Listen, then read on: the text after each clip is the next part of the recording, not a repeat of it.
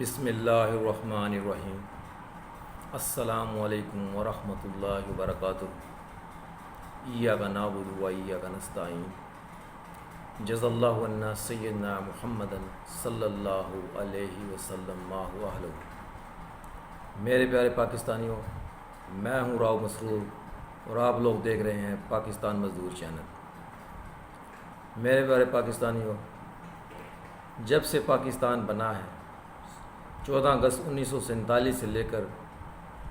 آج 30 جولائی 2024 تک پاکستان کے اندر جو نظام حکومت متعارف کرایا گیا وہ ایک پارلیمانی نظام کو متعارف کرایا گیا۔ جب برٹش رول یہاں سے اپنے اختتامی لمحات گزار رہا تھا اور جب پاکستان ماض وجود میں آیا تو برٹش رائل آرمی کے اندر جتنے بھی پاکستانی امپلائی تھے وہ آٹومیٹک پاکستان کی آرم فورسز کے اندر آ گئے۔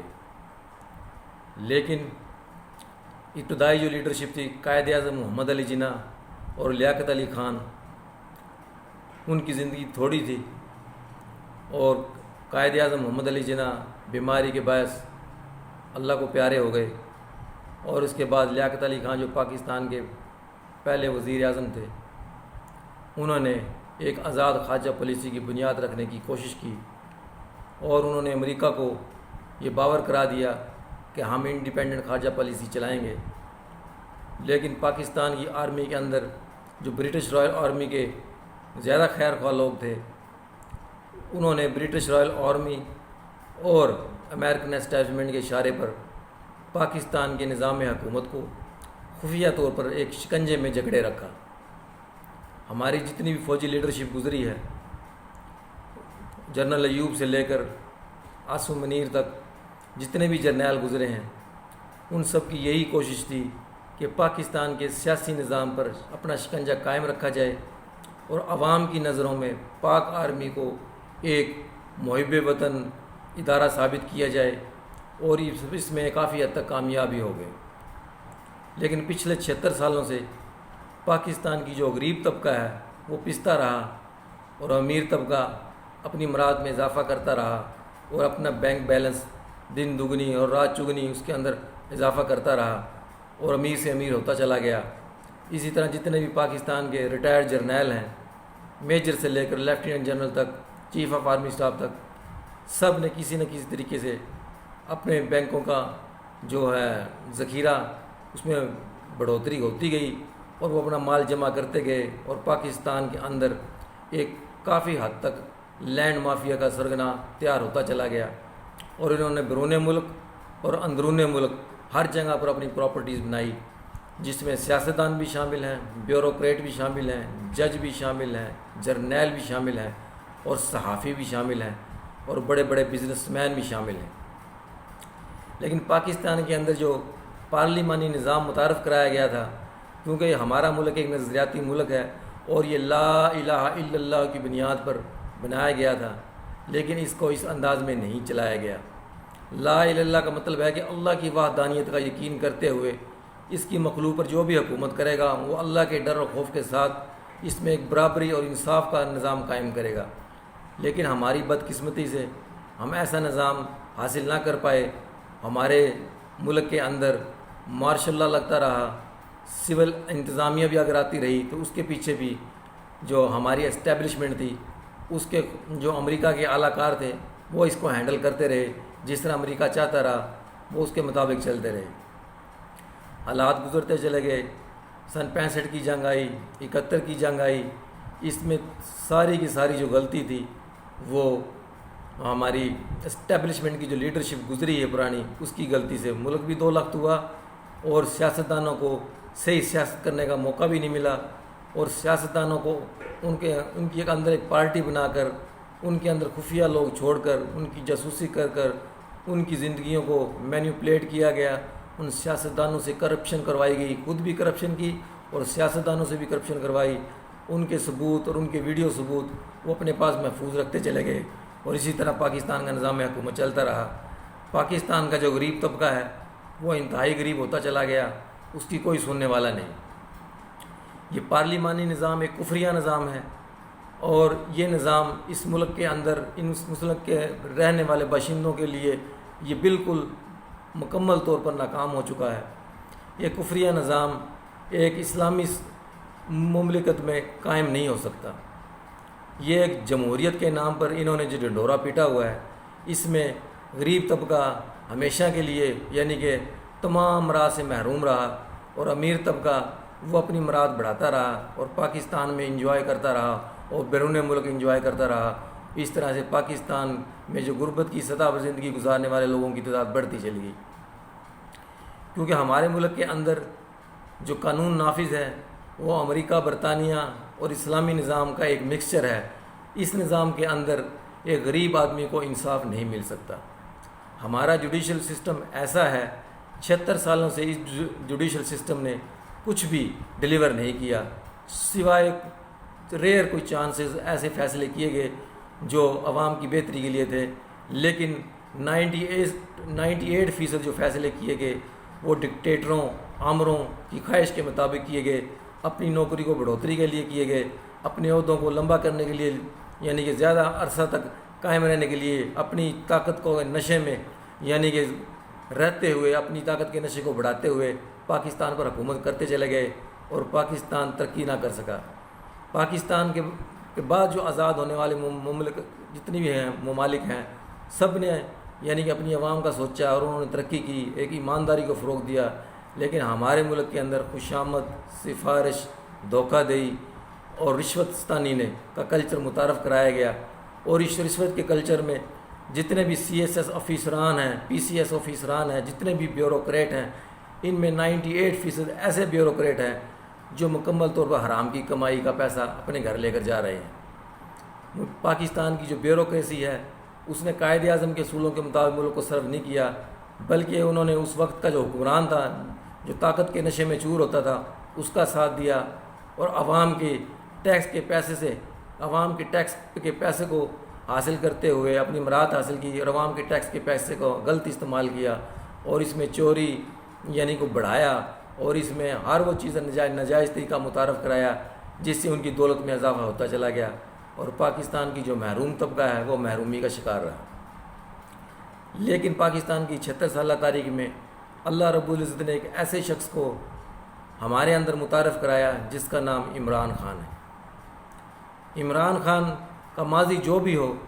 ماضی کا جو معاملہ ہے وہ اللہ کے ساتھ ہے۔ ہر انسان کے ساتھ کوئی نہ کوئی غلطی ضرور ہو جاتی ہے، کیونکہ انسان خطا کا پتلا ہے، اس سے کوئی نہ کوئی غلطی اپنی زندگی میں سرزد ہو جاتی ہے، لیکن اس غلطی کا تعلق اس کا اس کے رب کے ساتھ ہے، اور جس کے ساتھ اس نے کوئی غلط کام کیا ہو وہ اس سے اگر معافی مانگ لے، اپنے رب سے معافی مانگ لے، تو یہ اللہ کی ثواب دید ہے، وہ اس کو معاف کرتا ہے یا نہیں۔ ہم کون ہوتے ہیں کسی کو سزا دینے والے؟ جب عمران خان نے پاکستان کی سیاست میں قدم رکھا تو پاکستان کے اندر جو جمہوری نظام تھا وہ ایک جعلی نظام تھا، اس نے اپنے پنجے گاڑے ہوئے تھے، لیکن اس نے 22 سال ایسی سٹرگل کی، لوگوں کے اندر ایسی اویئرنیس پیدا کی کہ لوگوں کو ان کو حقوق یاد دلائے کہ تمہارا جو اصل حق ہے وہ تمہیں نہیں مل رہا، تم اپنے حق کے لیے ایک پرچم کے نیچے مضبوط ہو جاؤ، اور اس پرچم کے سائے تلے پاکستان کی ترقی کا جو ایک ہم نے خواب دیکھا تھا، قائد اعظم نے جو خواب دیکھا تھا، علامہ اقبال نے جو خواب دیکھا تھا، اس کے مطابق پاکستان کو بنانے کی کوشش کرتے ہیں۔ پاکستان کی جو آرمی فورسز میں جتنے بھی جرنیل گزرے ہیں، مجھے ان میں 2 جرنیل ایسے لگے ہیں جن کا دل پاکستان کے لیے دھڑکتا ہے۔ ایک سابق جرنل ہے جس کا نام جنرل حمید گل صاحب ہے، بڑے ہی مرد قلندر اور بڑے ہی مومن انسان تھے۔ ہر بات انہوں نے اپنے الفاظ میں، اپنی پیشیں گوئیوں میں بالکل صاف انداز میں بیان کی، بغیر کسی یعنی کہ لیگی لپٹی کے بغیر، اور بغیر کسی یعنی کہ خوشامد کے بغیر جو بھی انہوں نے پیش گوئیاں کی تھی وہ درست ثابت ہوتی چلی گئی۔ تو جو اس کے ساتھ ساتھ ایک دوسرے جو آرمی کے اندر ابھی حاضر سروس جرنیل ہیں، ان سے توقع ہے کہ اگر اللہ پاک ان کو اگر پاکستان کی آرمی کی سربراہی عطا فرماتے ہیں تو وہ میرے خیال میں، میرا دل کہتا ہے کہ وہ پاکستان آرمی کو مکمل طور پر سیاست سے الگ کر دے گا۔ اس کا نام جناب آصف غفور صاحب ہے۔ ان کے اندر، ان کی باڈی لینگویج کے اندر، اور ان کی یعنی کہ جو پرسیپشن ہے، وہ میرے دل میں ان کی بڑی عزت ہے، اور مجھے یہ یقین ہے کہ اگر ان کو پاکستان کی آرمی کو سرو کرنے کا موقع ملا تو وہ اللہ کے فضل سے پاکستان آرمی کو مکمل طور پر سیاست سے الگ کر دیں گے۔ لیکن اس سے پہلے جتنے بھی جرنیل آئے ہیں ان سب نے پاکستان کے سویلین جو وزیر اعظم تھے ان کو ڈکٹیٹ کیا، ان کی آزاد خارجہ پالیسی کو انہوں نے چلنے نہیں دیا، اس سے انہوں نے اختلاف کیا، لیکن عوام کی نظروں میں وہ اچھے بنے رہے۔ جب بھی کبھی سیلاب آتا تو پاک آرمی سامنے ہوتی، جب بھی زلزلہ آتا پاک آرمی سامنے ہوتی، جب بھی کوئی ایسی ناگہانی آفت آتی، کرونا آتے تو پاک آرمی سامنے ہوتی۔ تو پاک آرمی کا امیج ایک عوام کی نظروں میں ایک ایسا بیٹھا ہوا تھا کہ یہ ایک یعنی کہ ایسا ادارہ ہے جو عوام کی خدمت کے لیے پیش رہتا ہے، لیکن بیہائنڈ دا سین اس کے اندر بالکل ہر چیز الٹ تھی۔ جتنی بھی آرمی کی لیڈرشپ آئی ہے اس میں سے ایک بڑا کرپٹ جرنیل گزرا ہے۔ چند جرنیل ایسے ہوں گے جنہوں نے حق حلال کی اپنی ادا کی ہوگی اور اپنی عزت سے ریٹائر ہوں گے، لیکن سارے جتنے بھی آرمی چیف بنتے ہیں وہ پاکستان کے اندر امریکہ کی آشیرواد سے بنتے ہیں۔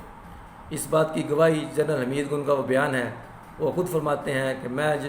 جب سینئرٹی بیس پہ پہلے نمبر پہ تھا تو مجھ سے 6 نمبر والا جو آصف نواز جنجوا صاحب تھے ان کو چیف آف آرمی اسٹاف بنایا گیا، کیونکہ جب یہ کورسز کرنے جاتے ہیں تو امریکہ ان کو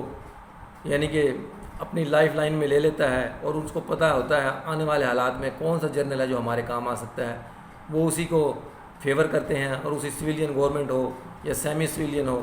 اس کو یہ بات باور کراتے ہیں کہ یہ بندہ آپ کی آرمی کے لیے موضوع ہے تو لہٰذا اس کو آرمی چیف بنایا جائے۔ یہ کھلواڑ پاکستان سے پچھلے 76 سالوں سے جاری ہے،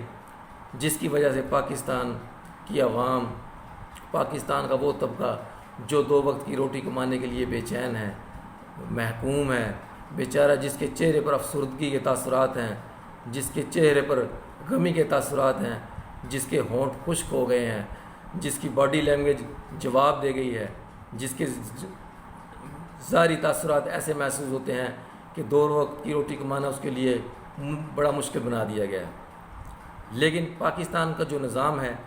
وہ پارلیمانی نظام میں پاکستان کو نہیں چلایا جا سکتا، اس پاکستان کی عوام کو ہینڈل نہیں کیا جا سکتا، مسلمانوں کو مسلمانوں کے نظام سے ہی ہینڈل کیا جا سکتا ہے۔ وہ نظام کون سا ہے؟ وہ نظام انشاءاللہ خلافت راشدہ کا ہے، جس کا ذریعہ پاکستان کا ایک عظیم سیاستدان جسے عمران خان کہتے ہیں وہ بنے گا، اور انشاءاللہ خلافت راشدہ کی بنیاد اس نے رکھ کر جانی ہے، کیونکہ یہ واحد بندہ ہے جس نے ریاست مدینہ کا جو کانسیپٹ ہے پاکستان میں ری انٹروڈیوس کرایا کہ ہماری جو ریاست ہے وہ جس کی خلافت ریاست مدینہ کی طرز پر ہونی چاہیے، جس میں عام ایک غریب آدمی بھی اس کو بھی مکمل انصاف ملے جیسے کہ امیر آدمی کو ملتا ہے۔ کوئی شخص اپنے آپ کو قانون سے ماورا نہ سمجھے، لیکن پاکستان کا جو نظام حکومت ہے اس میں ہنگامی طور پر تبدیلیاں ہونے والی ہیں انشاءاللہ آنے والے حالات میں، اور پاکستان میں جتنا بھی طبقہ ہے جو وقت کو اشرافیہ جو کہلاتا ہے، جو امیر طبقہ ہے، وہ سارا کا سارا یہود و نصارہ کی نقل کر رہا ہے۔ آج ہمارے ملک میں 3 چیزیں فیشن بن گئی ہیں کہ بڑے سے بڑا گھر بنا لیا جائے، بڑے سے بڑی گاڑی لے لی جائے، بڑے سے بڑے ہوٹل میں ہوٹلنگ کی جائے، اور فیشن پہ زیادہ پیسہ خرچ کیا جا رہا ہے۔ ہماری مائیں بہنیں بیٹیاں ننگے سر ہو گئی ہیں، ان کو کوئی سمجھانے والا نہیں ہے۔ تمام علماء کرام اپنی 1.5 اینٹ کی مسجد بنا کر الگ الگ یعنی کہ بھاشن دے رہے ہیں۔ علماء کرام کی جو ذمہ داری تھی کہ تمام مسائل کے علماء کرام اکٹھے ہوتے اور اکٹھے ہو کر ایک آواز اٹھاتے کہ آج ہمارے معاشرے میں ہماری مائیں بہن بیٹیاں جو ننگے سر ہو گئی ہیں، جن کا لباس اسلامی نہیں رہا، جن کا رہن سہن اسلامی نہیں رہا، اور ہمارے مرد حضرات ان کی عقل پہ بھی یعنی کہ پردہ پڑ گیا ہے، وہ دیکھ ہی نہیں رہے کہ ہم نے اپنے گھر کے نظام کو کیسے چلانا ہے۔ ہمارا سارا کا سارا نظام یہود و نصارہ کی طرز پر چل رہا ہے اور ہم اپنے آپ کو مومن بھی کہلاتے ہیں۔ یہ نہیں ہو سکتا، یہ نظام نہیں چل سکتا پاکستان میں، یہ برٹش کا نظام یا امریکن نظام نہیں چل سکتا۔ پاکستان میں جو جوڈیشل سسٹم ہے وہ ایک جمود کا شکار ہے، تمام ججوں کا ایک ریٹ ہے، وہ اپنے ریٹ پر پیسے لیتے ہیں اور ان کو نہ اپنی عزت کا خیال، نہ ان کو حرام کی دولت کا خیال، اور انہوں نے اپنی تجوریاں بھری ہوئی ہیں۔ پاکستان میں کوئی ایسا مرد کلندر چیف جسٹس نہیں گزرا جو 100% عوام کی خیر خواہی والا ہو۔ سب کسی نہ کسی کے نوازے ہوئے ہیں اور سب کسی نہ کسی کے لیے کام کر رہے ہیں، اور جتنے بھی جج گزرے ہیں، جتنے بھی چیف جسٹس گزرے ہیں، وہ سب اپنے منہ کے اوپر کالک مل کر جا رہے ہیں اور مزید اپنے منہ کے اندر اوپر کالک مل رہے ہیں، کیونکہ انہوں نے عوامی فیصلے نہیں کیے، انہوں نے ان طاقتور حلقوں کے اشاروں پر فیصلے کیے ہیں جن کے اشاروں پر وہ آتے ہیں۔ اور اس ملک کی خیر خواہی کے لیے یہ جو نظام ہے،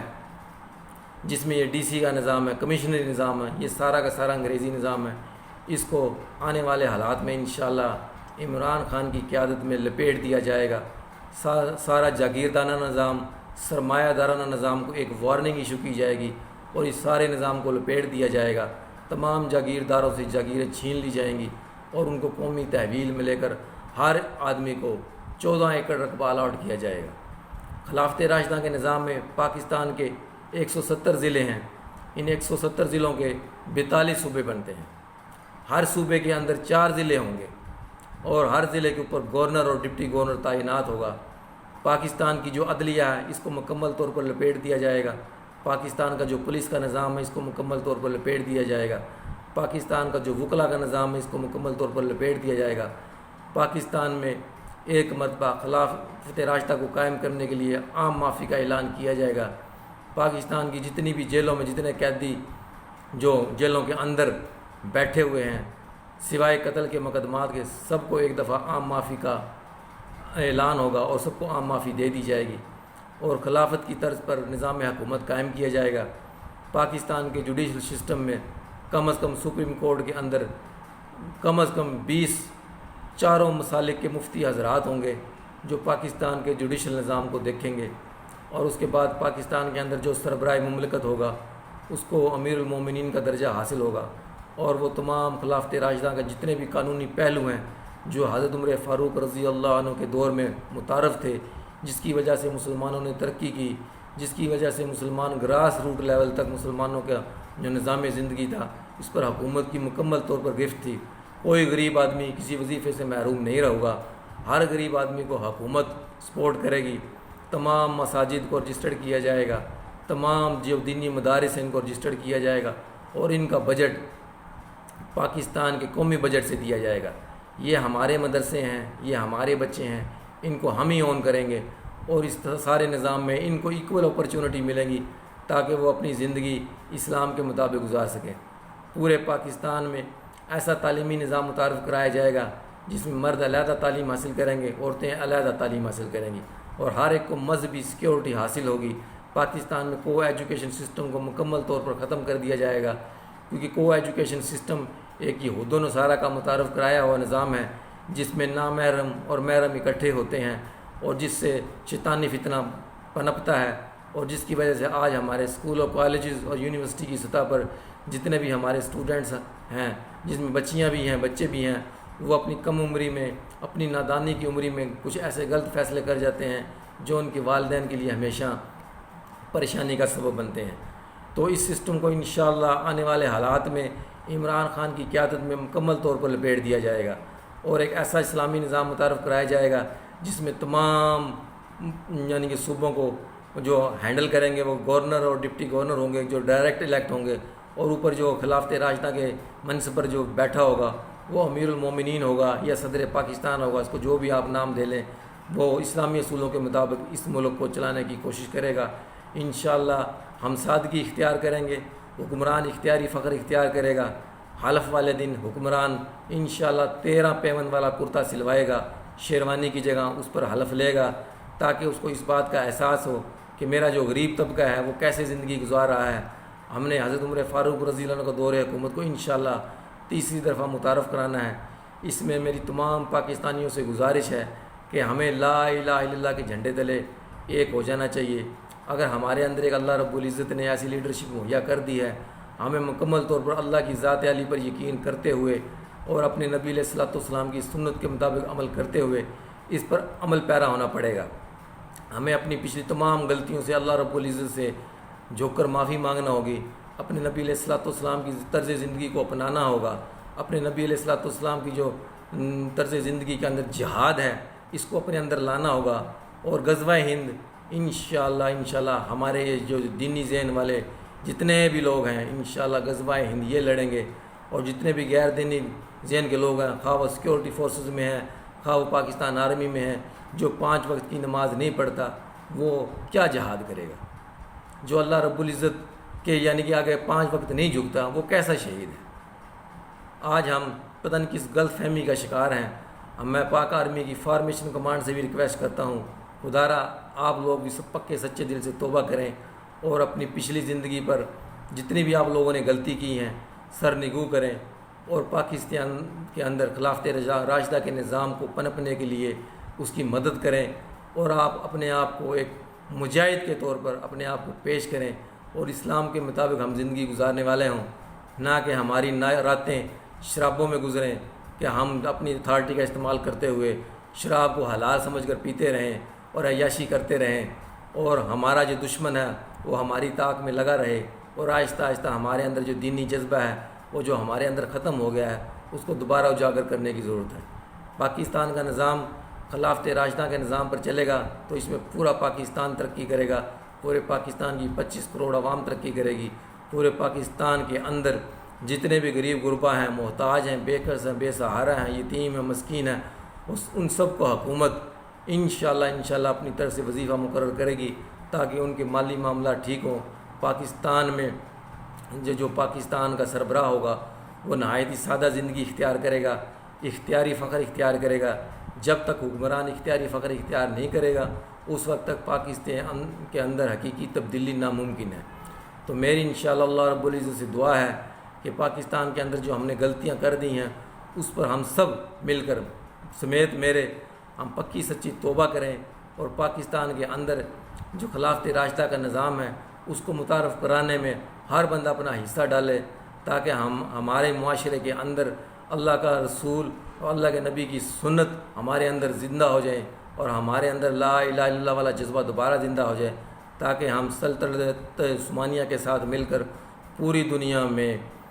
اسلام کا غلبہ ہو، اور پوری دنیا میں اسلام کو پھیلانے کا سبب ہو، اور پوری دنیا میں اسلام کا بول بالا ہو، جس سے میرا اللہ بھی خوش ہو، میرے نبی علیہ الصلوۃ والسلام بھی خوش ہوں۔ تو ہمیں اس نظام کی طرف بڑھنا ہے۔ اور آج سوشل میڈیا پر جتنی بھی بے حیائی پھیلائی جا رہی ہے، میں تمام ان بے حیائی پھیلانے والے مسلم اور غیر مسلم لوگوں سے میں ریکویسٹ کرتا ہوں، آپ لوگوں کا تعلق شوبز سے ہے